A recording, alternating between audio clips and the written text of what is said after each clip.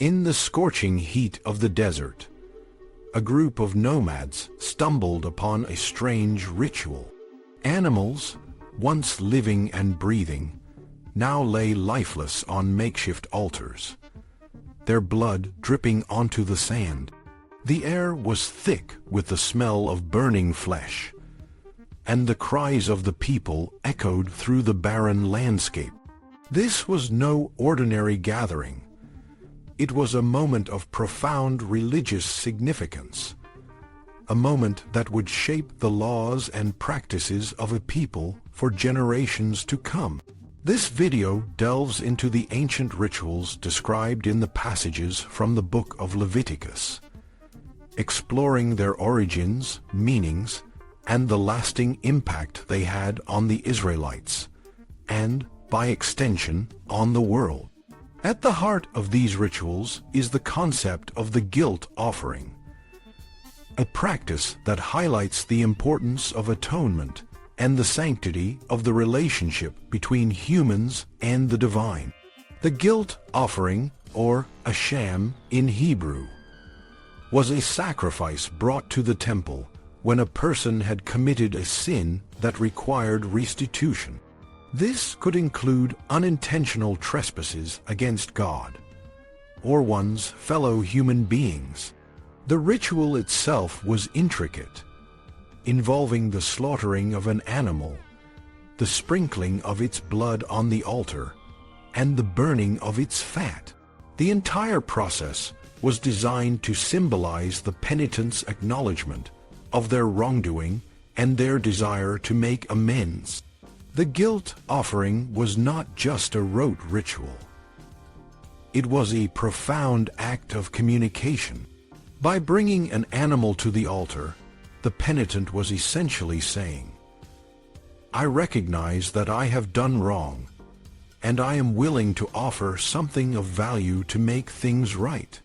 This act of offering was a way to bridge the gap between the human and the divine, to restore a sense of harmony and order in a world that often felt chaotic and unpredictable. The priest, who acted as the mediator between God and the people, played a crucial role in this process. He would perform the ritual, ensuring that it was done correctly and with the proper intention. The priest's role was not just to facilitate the ritual, but to guide the penitent through the process of repentance and reconciliation. But the guilt offering was not the only type of sacrifice described in these passages. There was also the sin offering, which, like the guilt offering, was designed to atone for sins. However, the sin offering was more focused on the communal aspect of sin and the need for collective purification. The fact that the sin offering and the guilt offering are described as having a single teaching suggests that they were closely related and that the underlying principles of atonement and reconciliation were central to both. The priests who performed these rituals were not just performing a service. They were participating in a sacred act that had the power to cleanse and heal. Another important aspect of these rituals was the distribution of the meat. The passages specify that the priests were allowed to eat certain parts of the animal, such as the breast and the right thigh. This was not just a matter of practicality. It was a way of reinforcing the priest's role as intermediaries between God and the people. By consuming the meat, the priests were symbolically taking on the responsibility of the penitent's sin and the burden of making atonement. This act of sharing the meat was a powerful symbol of the communal nature of the ritual and the interconnectedness of the Israelites. The communion sacrifice, or zevat shalom, was another type of offering that played a significant role in the religious life of the Israelites. Unlike the guilt offering and the sin offering, which were primarily focused on atonement. The communion sacrifice was a way of expressing gratitude and celebration. It was often brought in thanksgiving for a specific blessing, or as a free will offering. The ritual involved the slaughtering of an animal and the sharing of its meat among the participants. The passages emphasize the importance of consuming the meat within a specific time frame, underscoring the communal and festive nature of the ritual. The rules surrounding the consumption of the meat were strict and detailed.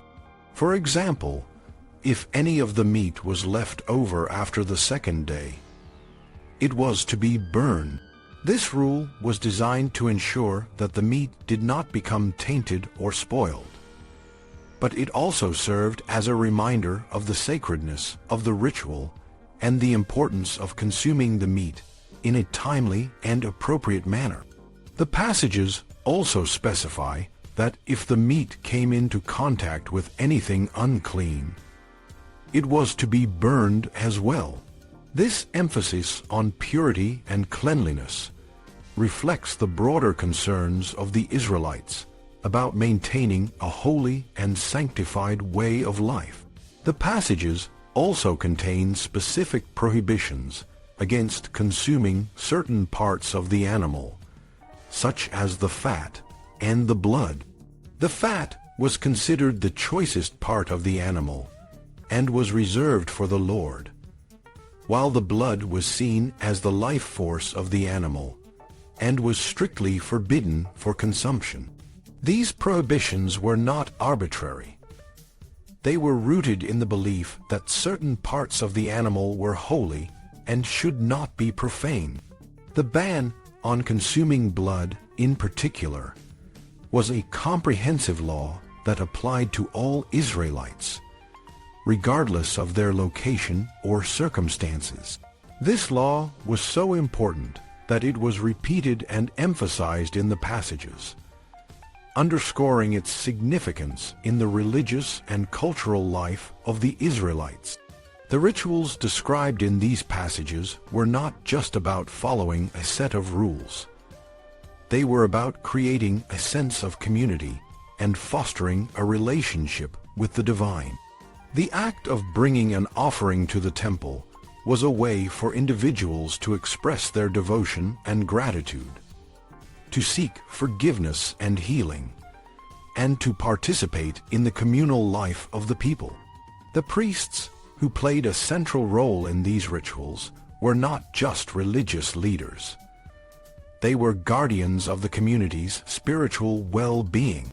Their role was to ensure that the rituals were performed correctly and with the proper intention, and to guide the people in their spiritual journey. In conclusion, the rituals described in the passages from the Book of Leviticus are a testament to the profound religious and cultural traditions of the Israelites.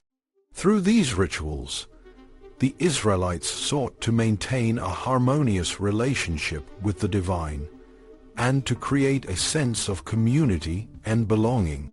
The intricate rules and regulations surrounding these rituals reflect the deep reverence and respect that the Israelites had for their faith and their commitment to living a holy and sanctified life. These ancient practices continue to resonate with us today, reminding us of the enduring power of ritual and the importance of maintaining a connection with the divine.